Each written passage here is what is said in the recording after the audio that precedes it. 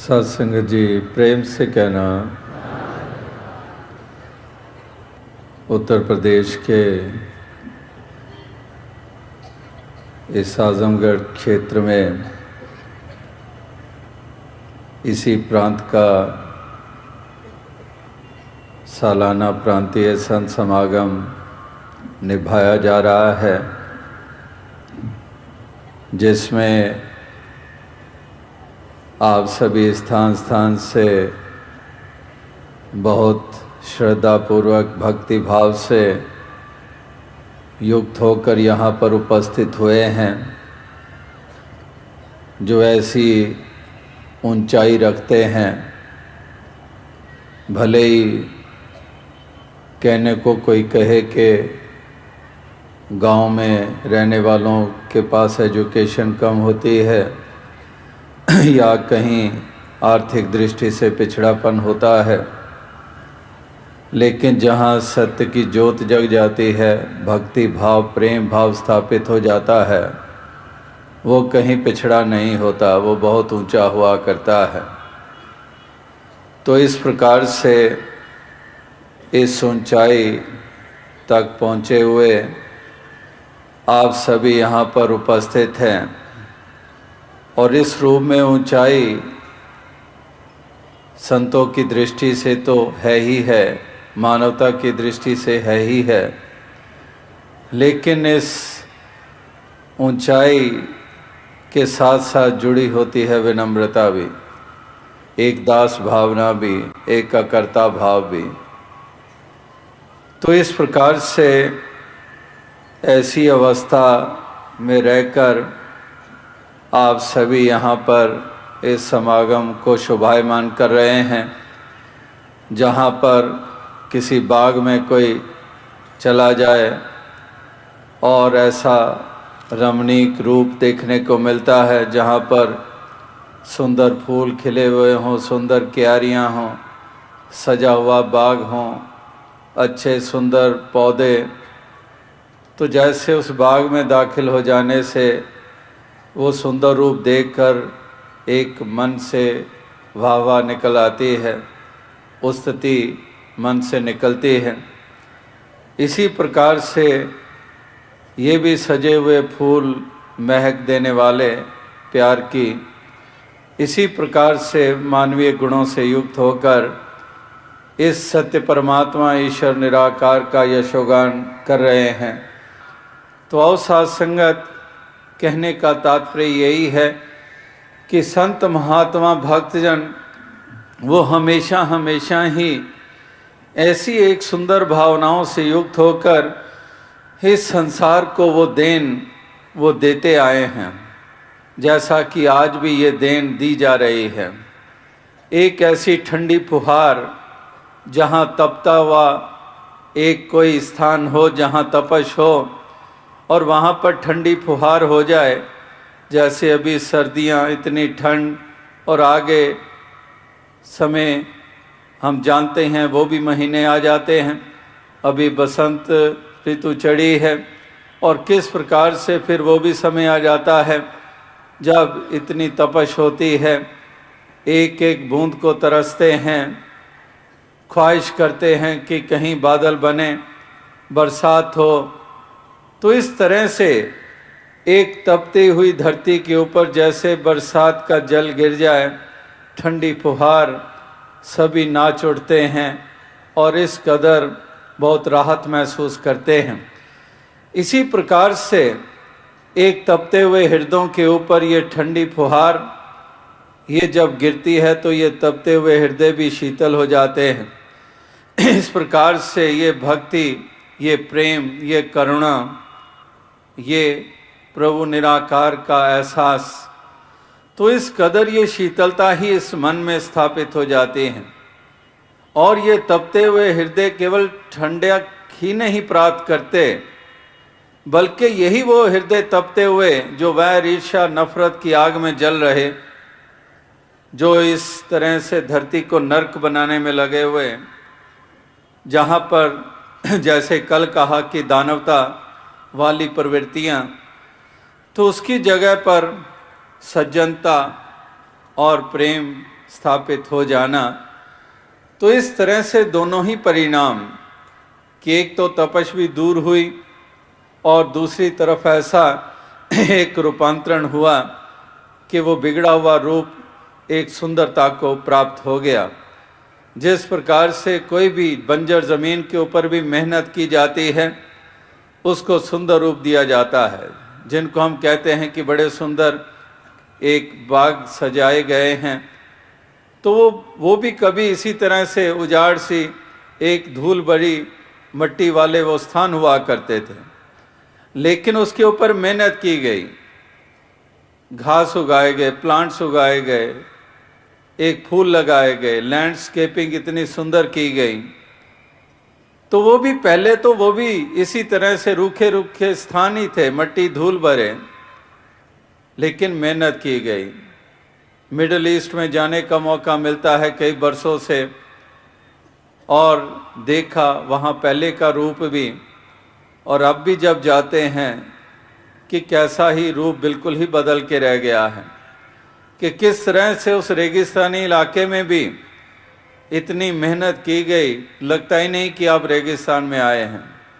कहीं दुबई चले जाएं या कहीं और मस्कट चले जाएं, किसी ऐसे उन कंट्रीज़ में चले जाएं, तो वहाँ देखेंगे आप कि कितना विकास, और जहाँ हम सोचते हैं कि रेगिस्तान में पानी उपलब्ध नहीं, लेकिन वहाँ पर भी उन्होंने ऐसा ऐसा सुंदर रूप, हरियाली, फूल, पौधे वो ऐसे स्थापित कर दिए हैं जो कि हमें वहाँ पर भी देखने को नहीं मिलते जहाँ पर पानी भी उपलब्ध है।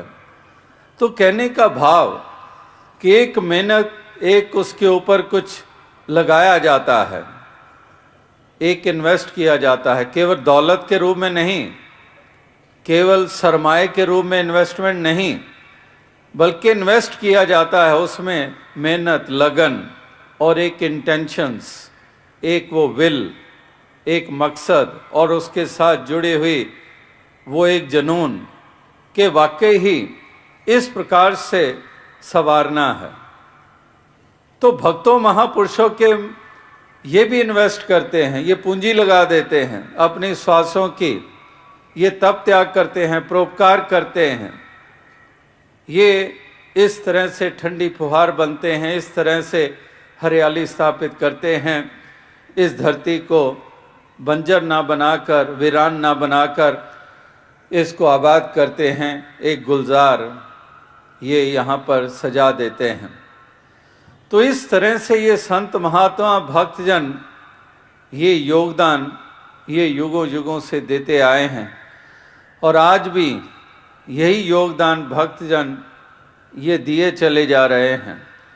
तो कहने का तात्पर्य यही है कि तमाम भक्तों महापुरुषों की वाणी, चाहे रामचरितमानस से आपने पढ़ा कि किस तरह से, और भी संतों के वचन हम सुनते हैं कि संत हृदय नवनीत समाना, कि ये संतों के हृदय होते ही ऐसे हैं कि ये दया करुणा के भाव से भरे होते हैं, ये सारे संसार का कल्याण चाहते हैं।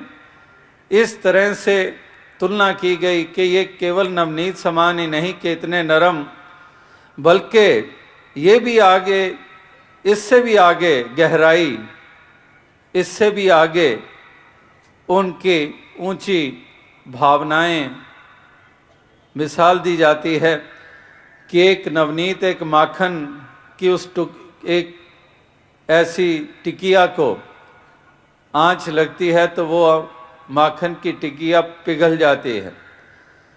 तो जिस माखन की टिकिया को आंच लगती है वो पिघलती है, लेकिन संतों का हृदय ये तो उससे भी कहीं आगे है कि आंच कहीं और लगती है और पिघल ये जाते हैं।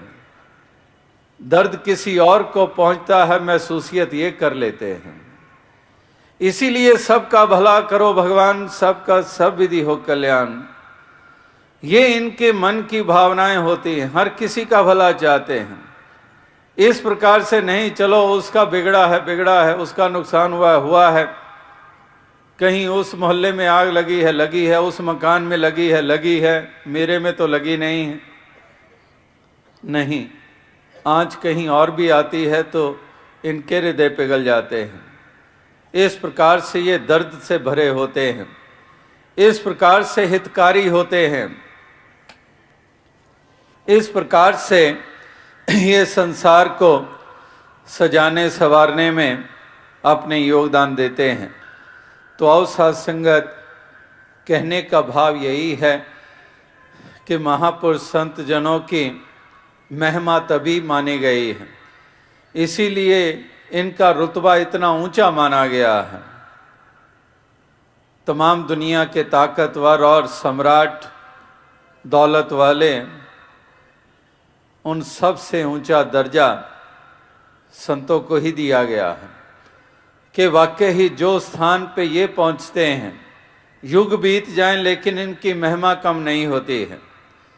ये इस प्रकार से वो रोशन मीनार होते हैं जो युगों युगों प्रेरणा के स्रोत बने रहते हैं। श्रद्धा के कारण उनके आगे ये मस्तक नत हो जाता है, ये नमन ये निभ जाता है सत्कार में, श्रद्धा के साथ। इस प्रकार से ये संत महात्माओं को जो रुतबा मिलता है वो इसी कारण मिलता है कि इनके हृदय ऐसे होते हैं, इनके भाव ऐसे होते हैं, इनके शुद्ध मंतव्य होते हैं, मकसद होते हैं, कल्याणकारी होता है इनका जीवन, इसलिए इनको ऊंचा दर्जा मिलता है। कोई लियाकतों के कारण नहीं, कोई दौलतों के कारण नहीं, कोई शारीरिक ताकत के कारण नहीं कि उस एक मुकाम तक पहुंचे या उस ऊंचाई तक पहुंचे, नहीं।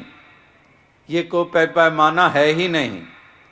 अगर यही पैमाना हो तो भक्तों से ज़्यादा राजा सम्राट जो हो गए गुजरों युगों से होते आए हैं, सदियों से, तो सबसे ज़्यादा उनके प्रति नतमस्तक होते, लेकिन ऐसा है नहीं है।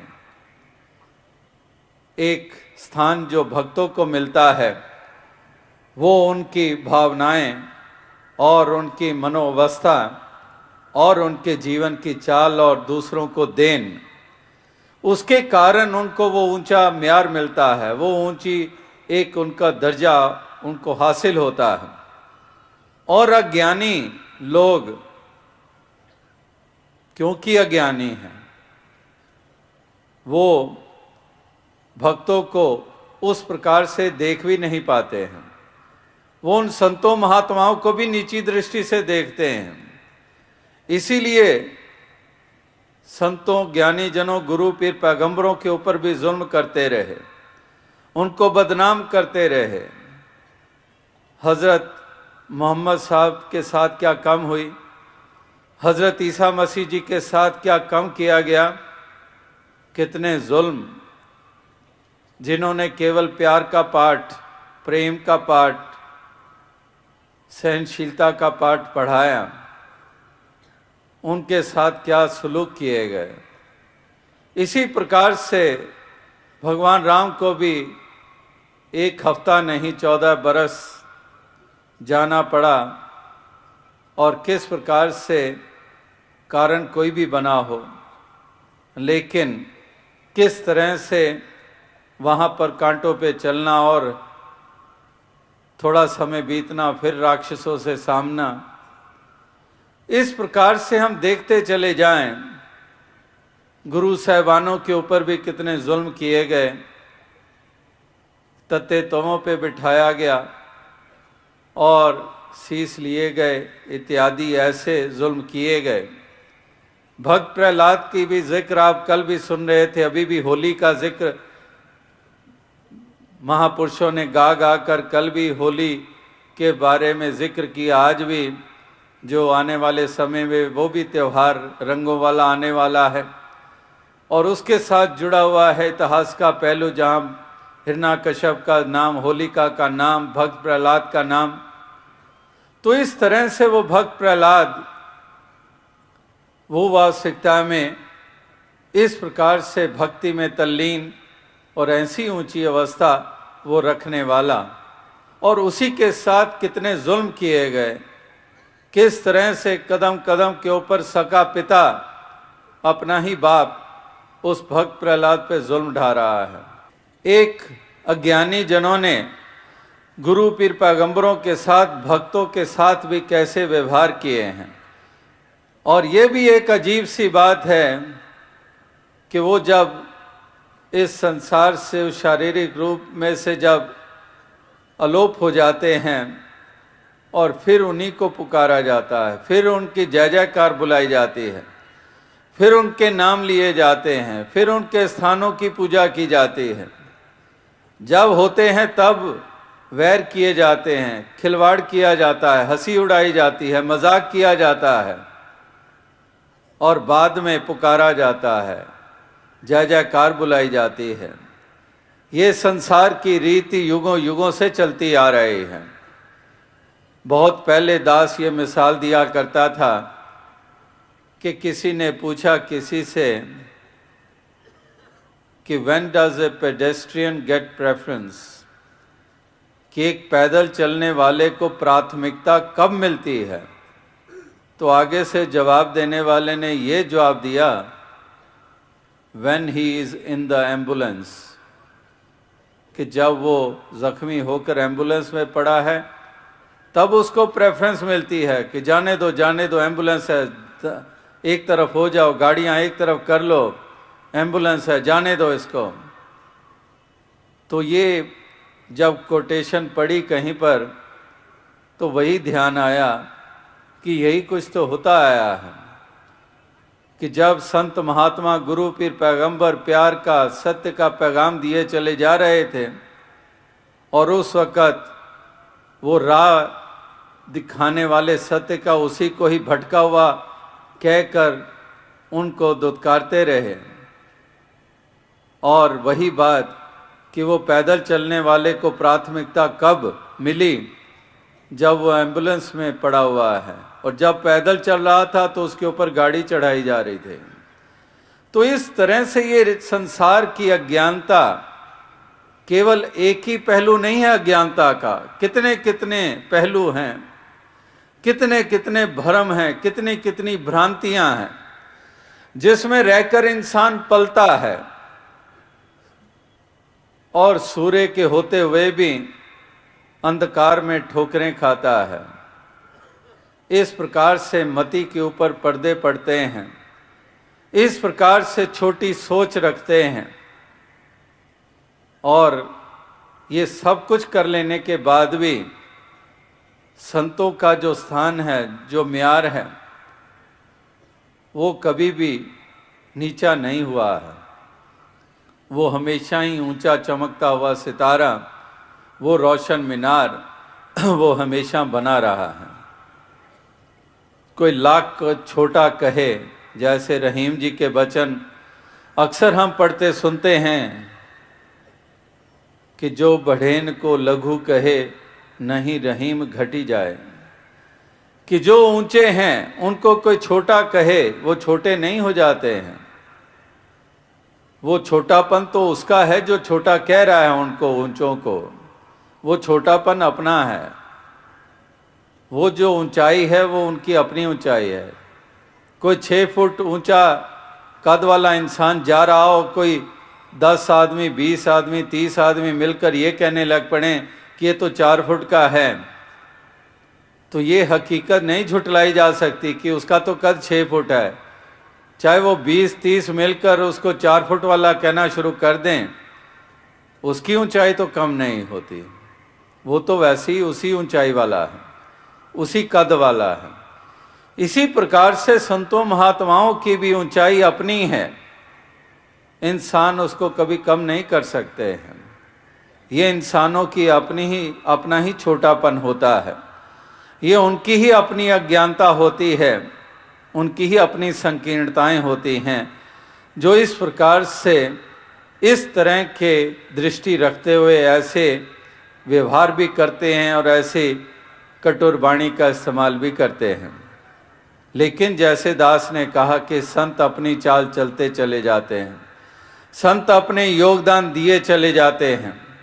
जैसे चंदन का काम महक और ठंडक देना, इसी प्रकार से संत भी उस चंदन की तरह ही होते हैं। चाहे उसके साथ जहरीले सांप भी लिपट जाएं, लेकिन वो चंदन अपना वो कर्म किए चले जाता है, वो अपना धर्म निभाए चले जाता है। वो उसके पास गुण ही यही है तो कर ही क्या सकता है। अब चंदन है, चंदन के पास वो शीतलता है, वो महक है, अब वो और दे ही क्या सकता है। उसके पास यही है, वही उसका स्वरूप है, वही उसका वजूद है, वही उसका गुण है, वो वही देगा, चाहे उसके साथ जहरीले सांप क्यों ना लिपट जाएं। तो इसी प्रकार से संत भी यही देन युगों युगों से देते आए हैं, तो आज भी यही देन दे रहे हैं, यही शीतलता दे रहे हैं, यही मानवता इंसानियत को स्थापित करके प्रेम बांटते चले जाते हैं, प्यार बांटते चले जा रहे हैं, अपनापन देते चले जा रहे हैं, अपनेपन की महसूसियत कराते जा रहे हैं। चाहे पोशाक कोई भी है, पहरावा कोई भी है, भाषा कोई भी है, किसी प्रांत से है, किसी संस्कृति से है, वो अपनेपन वाली फीलिंग अपने व्यवहार के साथ देते चले जाते हैं। क्योंकि कहीं पर भी कोई बेगाना कोई कहीं से आता है, उसका एक रूप कोई है, रंग कोई है, लिबास कोई है, पहरावा कोई है, संस्कृति किसी से आया है, तो पहली एप्रीहेंशन ये हो जाती है बेगानेपन वाली, ये कौन अजनबी, ये कौन बेगाना। तो वहाँ पर एक जब कोई प्यार से पेश आ जाता है, एक ऐसा अपने बाजू खोलकर गले लगाने वाले वो जेस्चर करता है, तो वो एप्रीहेंशन सेकंड्स में दूर हो जाती है कि कैसा यहाँ पर बेगाना हूँ, ये भी बेगाने हैं, तो पता नहीं क्या सलूक होगा। तो वो सारी एक एप्रीहेंशन दूर हो जाती है। वो केवल थोड़ा सा भी प्यार का जेस्चर सामने से जब दिखाई देता है, फिर एकदम से कंफर्टेबल महसूस करने लग पड़ता है वो अजनबी कि यहाँ तो कोई ऐसी बात नहीं, कोई आशंका नहीं कि कैसा दुर्व्यवहार किया जाएगा या फिर मेरे साथ क्या सलूक किया जाएगा। एक अपनेपन का इस तरह से उसको महसूसियत करा दी गई, उसके द्वारा जो वहाँ पर मौजूद है और जिसके पास वो चल कर आया है, जिस स्थान पे आया है।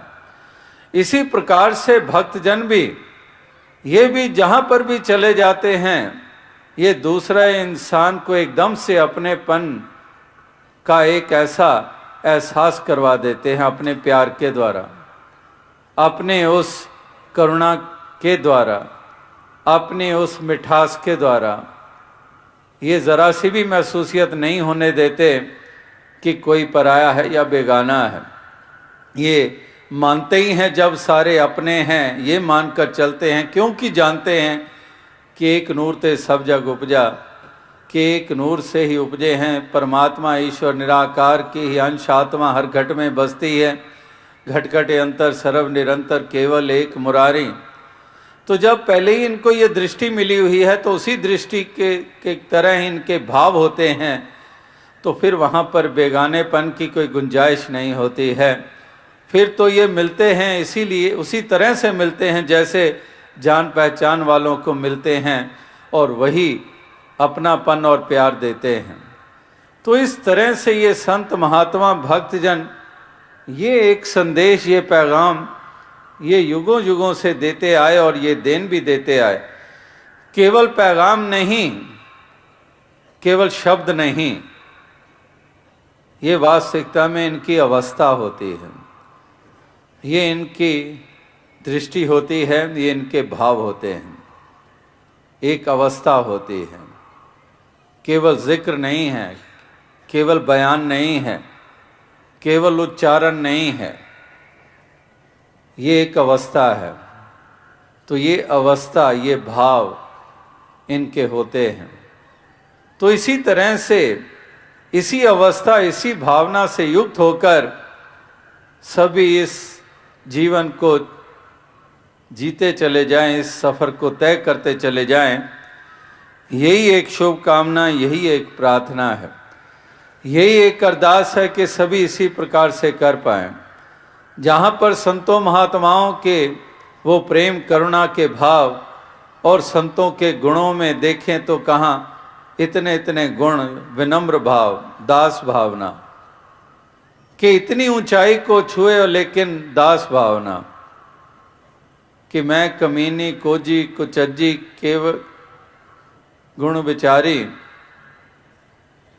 बुल्ले शादे लायक नाई शाह नाय तारी, कि मैं कुचज्जी हूँ, कोई मुझे सलीका नहीं आता है जीने का, कोई मुझे मालूम नहीं शिष्टाचार क्या होता है, नहीं मालूम मुझे कोई और पढ़ाइयों का, नहीं मुझे वो तरीके आते, तौर तरीके आते, तो मैं कर्म करके भी बहुत पीछे हूँ। तो इस तरह से पंजाबी में कह रहे हैं कि मैं कमीनी कुचज्जी कोजी बेगुण कवण विचारी, बुल्ले शादे लायक नाई शाह नायत तारी। इसी प्रकार से कबीर जी कहते हैं, विनम्रता देखो कि कबीर सब ते हम बुरे हम तज भलो सब कोय। इस तरह से ये भी एक गुण होता है भक्तों के जीवन में, जो अपने आप को विनम्र बनाकर चलते हैं। अहम का भाव नहीं होता है। जब भक्त कह रहे हैं तो भक्ति में होते ही ये भाव है, ये दिमागों की खेल नहीं है। एक कोई दिमागों में तो अहम ही होता है, ये दिमागी खेल खेलने वाले अहम से ही भरे होते हैं। लेकिन यहाँ पर हृदय, एक हृदय जो इस तरह से भाव से भरे हुए हैं, प्रेम भाव से भरे हुए हैं, विनम्र भाव से भरे हुए हैं, तो इस तरह से, इसलिए भक्त महापुरुषों की ये भी एक विशेषता है, संसार के इंसान के तुल्य। संसार को देखते हैं तो वहाँ पर एक कठोरता, वहाँ पर अभिमान, अहंकार, इससे ही वो युक्त रहते हैं। जिस तरह से कहने वालों ने कहा है कि आदमी के बारे में ये बात समझने वाली है कि सर जितना भरा हुआ है दिल उतना ही खाली है। सर जितना भरा हुआ है, एक दिमागों की खेल, केवल टीका टिप्पणी और दलीलों का सहारा लेना, तो इस तरह से सर जितना भरा हुआ है दिल उतना ही खाली है। अंग्रेजी में कहावत है, a loving heart is far greater than all the heads of the world. A loving heart, एक प्यार करने वाला दिल, वो all the heads of the world के वही बात कि जो इस तरह से गुरूर में सर उठाए फिरते हैं, जो मगरूर हैं, जो इस तरह से अहंकार अभिमान से भरे रहते हैं, थोड़ी सी भी ताकत मिल जाए तो अभिमान, थोड़ा सा भी हुनर मिल जाए अभिमान, थोड़ी सी भी दौलत आ जाए अभिमान, थोड़ी सी भी विद्वता आ जाए तो हर किसी को मूर्ख करके ही देखने लग पड़ते हैं। तो इस तरह से अभिमान नहीं, भक्तों का गुण होता है विनम्रता। ये दास भावना से युक्त होते हैं, ये इस प्रकार से ऐसी हलीमी से युक्त होते हैं जिसके कारण ये ऊंचाइयों को प्राप्त करते हैं। आपस को जो जाने नीचा सही गनिए सब ते ऊंचा, कि आपस को यानी कि अपने आप को निमाना मानते हैं, इसलिए इनकी गिनती ऊंचों में आती है। इस प्रकार से ये ऊंचाइयों को प्राप्त करते हैं क्योंकि विनम्र होते हैं। और वाकई ही जो अभिमान में चूर सर बुलंद करते हैं, जो एक मगरूर सर वाले होते हैं, तो वो वास्तविकता में उनको भी कहा गया, हालांकि इतिहास भी बताता है और महापुरुषों के वचन भी बताते हैं कि एक शायद सवारों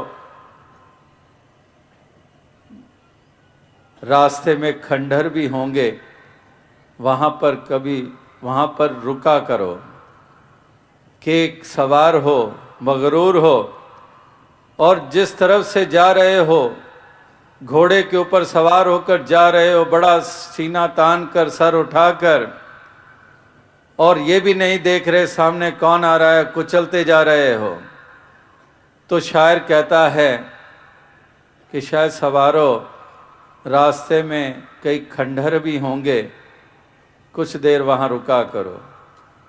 उसके कहने का भाव ये है कि वो खंडहर की तरफ देखकर इतनी केवल सोच, केवल इतना ख्याल ले आओ कि ये भी कभी महल हुआ करते थे, यहाँ भी कहीं राजा महाराजा हुआ करते थे, लेकिन आज खाक बन गए हैं और ये आलीशान महल खंडहर बन गए हैं। तो शायद सवारों, उन खंडरों की तरफ भी अवश्य ध्यान दिया करो, यूं ही गरूर ना रहा करो। ये एक मगरूर सर बुलंद कि इस तरह से ये कोई बुलंदी नहीं है कि एक मगरूर सर उठाए फिरें और सोचे कि ये बुलंदी है। ये बुलंदी नहीं है, ये नीचापन है, ये पतन का कारण बनता है। इस प्रकार से इतिहास के पन्ने हिरण्यकश्यप वही मगरूर, लेकिन उसको सबसे नीचा माना जा रहा है।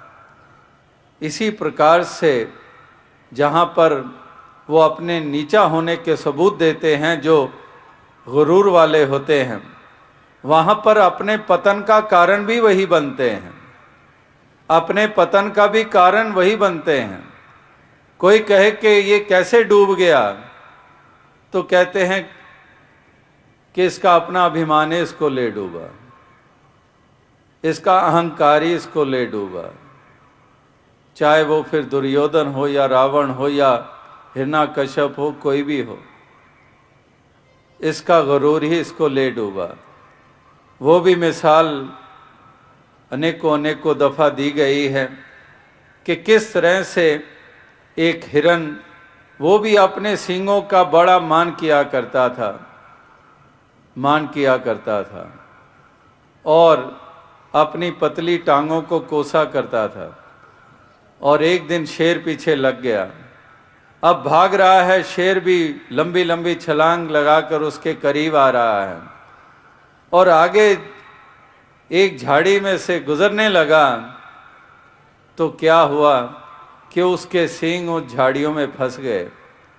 अब झाड़ियों में सींग फंसे तो शेर वहाँ पर पहुँच गया और उसको दबोच लिया। अब ये एक उदाहरण, ये एक छोटी सी एक किस्सा सुनाने का मकसद क्या, मंतव्य क्या, वो वही कि सींगों का मान करता था और पतली टांगों को कोसता था, और जितनी देर उसका बचाव हुआ था वो पतली टांगों के कारण ही हुआ था, लेकिन सींगों का मान जिसका कर रहा था वही उसके लिए अंत का कारण बन गए।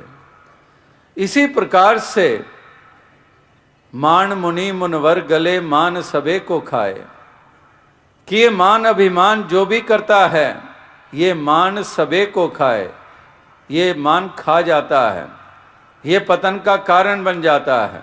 ये मान मुनि मुनवर गले, ये नहीं कि अज्ञानी, अगर मुनि मुनवर भी मान अभिमान में कहीं आ गए तो ये तो आग होती है, आग के लिए कोई लिहाज नहीं है। आग अगर झोंपड़ी को छू जाए उसको राख कर देगी, और आग अगर महल को छू जाए उसको भी राख कर देगी। अगर कोई कहे कि मैं पढ़ा लिखा हूं, वो आग में हाथ डाले तो उसका भी हाथ जल जाएगा, और कोई अनपढ़ है वो डालेगा उसका भी हाथ जल जाएगा। तो आग का काम जलाना है, इसीलिए अहम तो अहम है। ये तो रोग है, ये तो जैसे शरीर को भी रोग लगते हैं, किसी को भी रोग लग जाए तो वो शरीर तो हो जाता है बीमार।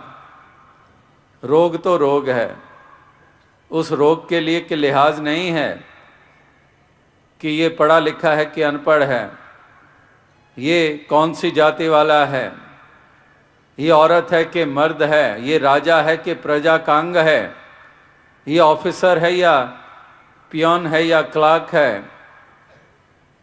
वो रोग किसी भी जिस्म के लिए उसके लिए कोई भेद नहीं है। इसी प्रकार से ये भी रोग हैं। एक अहम भी बहुत बड़ा रोग है।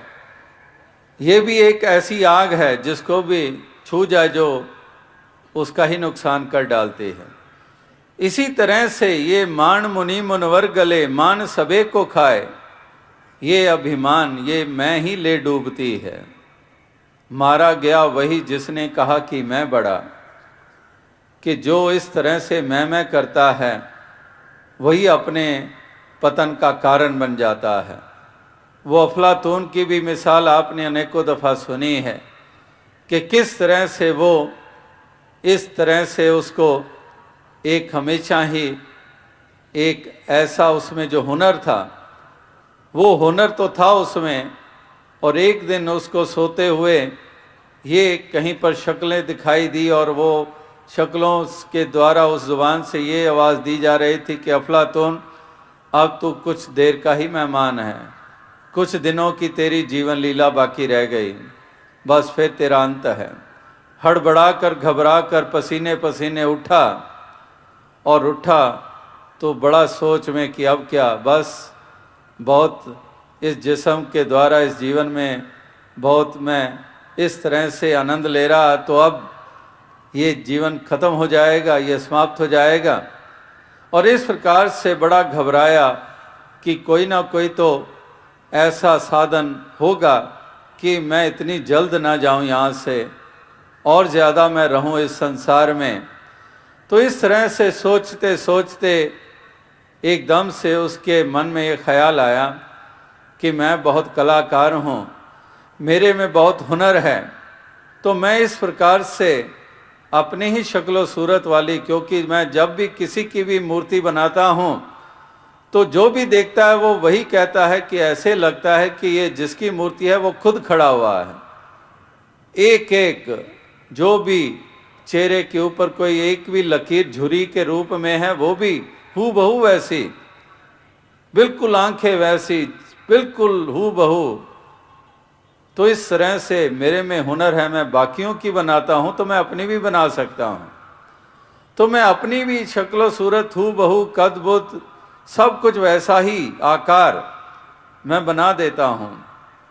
तो जब दूत आएंगे, जम आएंगे, तो ऐसी अपनी मैं अनेक को बना लूँगा और इस तरह से वो भ्रम में पड़ जाएंगे।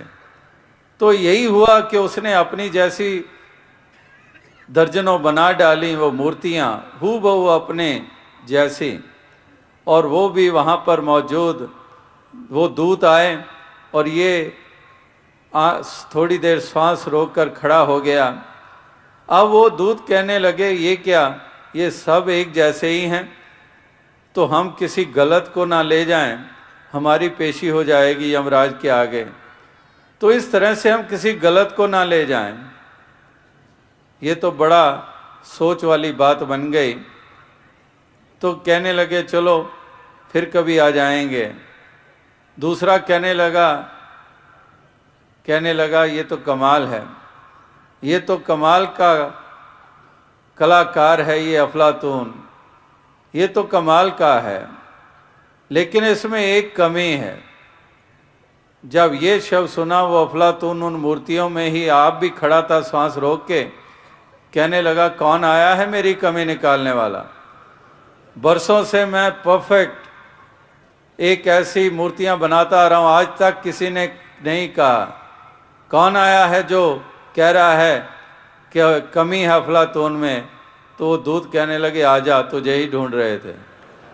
तो कहने का भाव क्या है कि इस प्रकार से ये उदाहरण और कहानियां और किस्से सुनाने का मतलब ही यही होता है कि ये बात जहन में हमारे बैठ जाए कि कब किसी का पार उतारा हुआ है या ऊंचाइयों को छुआ है अभिमान के कारण।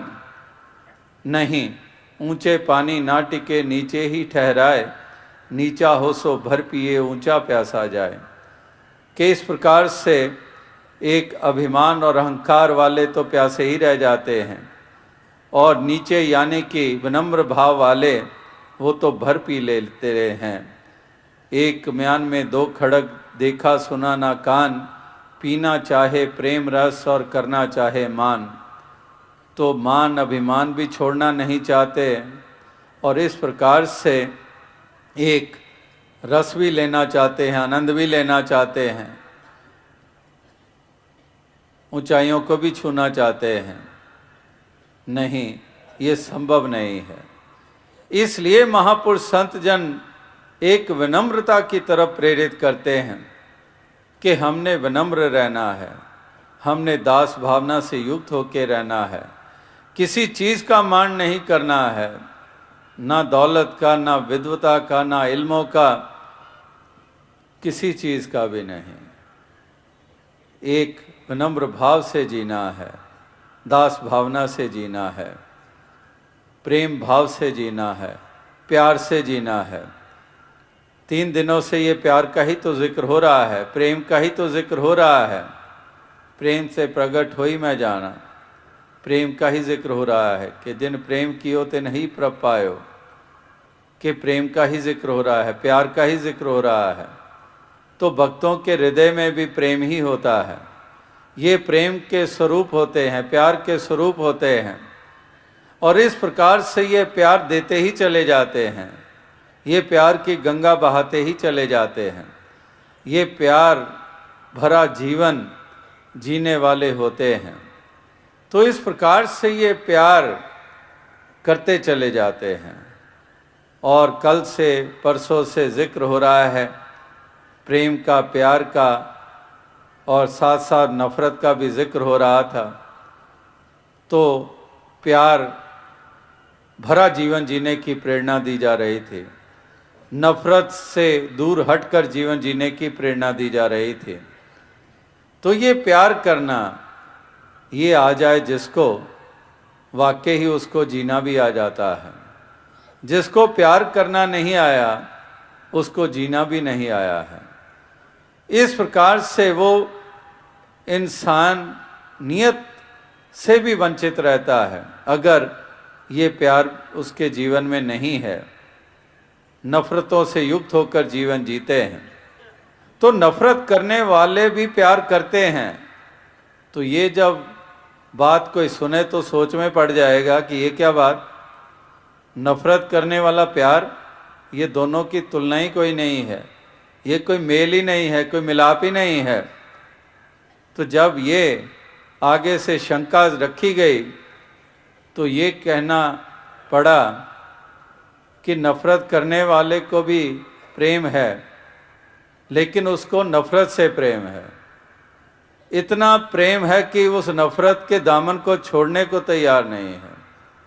और भक्तों को प्रेम है प्रेम के साथ, उनको प्यार प्रिय है, इसलिए वो प्यार का दामन नहीं छोड़ते हैं। और नफ़रत करने वाले को भी प्रेम है, लेकिन वो नफ़रत से इतना प्यार करते हैं कि सोचते हैं कि कहीं नफ़रत करना छोड़ दूंगा तो पता नहीं मैं खाली हो जाऊंगा। तो उनको नफ़रत प्रिय है, वो नफ़रत से प्रेम करते हैं, वो अभिमान से प्रेम करते हैं। भक्त विनम्रता से प्रेम करते हैं, वो प्यार से प्यार करते हैं।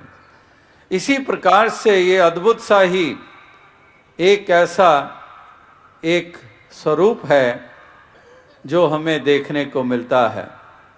तो संत महात्मा भक्त जनों के जीवन से प्रेरणा लेनी और उनका अनुकरण करना, उनका अनुसरण करना, यही एक इस प्रकार से महापुरुषों के प्रेरणादायक वचन उस तरफ ही हमें अग्रसर करते हैं।